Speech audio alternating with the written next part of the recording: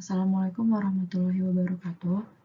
Pada kesempatan kali ini, kami akan mempresentasikan rancangan alat tugas akhir untuk seminar proposal program studi instrumentasi dan kontrol industri.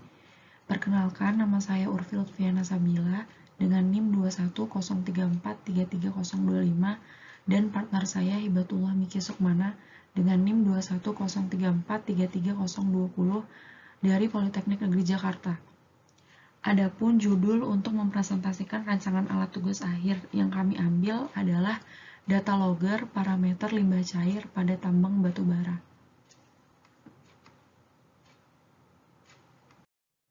Untuk tugas akhir yang kami ambil, kami memiliki dua subjudul. Yang pertama, subjudul yang diambil oleh Hibatullah Miki Sukmana, yaitu metode pengiriman data sensor limbah cair dengan menggunakan HTTP request kepada server. Sedangkan subjudul yang akan diambil oleh saya sendiri adalah kalibrasi sensor menggunakan metode regresi linier pada pengolahan parameter limbah cair tambang batu bara.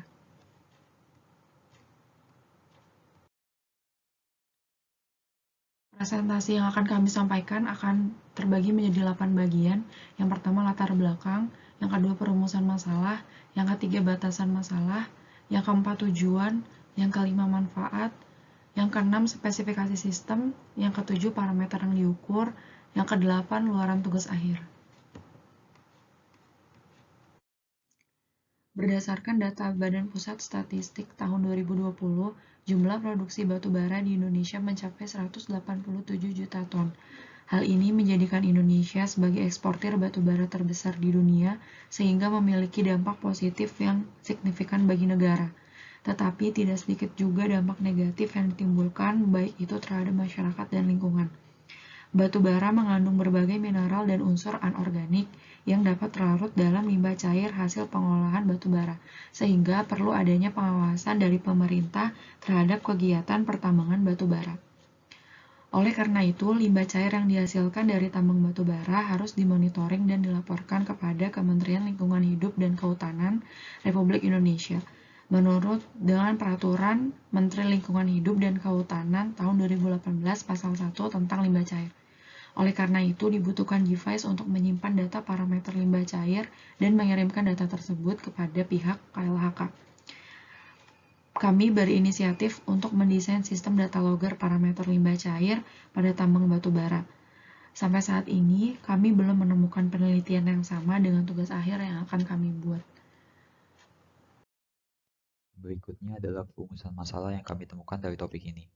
Yang pertama adalah bagaimana cara mengirimkan data yang tidak terkirim. Dan yang kedua adalah bagaimana cara mengirimkan data dari sensor ke server Kementerian Lingkungan Hidup dan Kehutanan dan web sparring. Dan yang ketiga adalah bagaimana cara kalibrasi sensor dengan menggunakan metode regresi linier. Berikut merupakan batasan masalah dari topik kami. Yang pertama adalah server dan database KLHK tidak dibuat oleh penulis, dan yang kedua adalah web sparring KLHK tidak dibuat oleh penulis.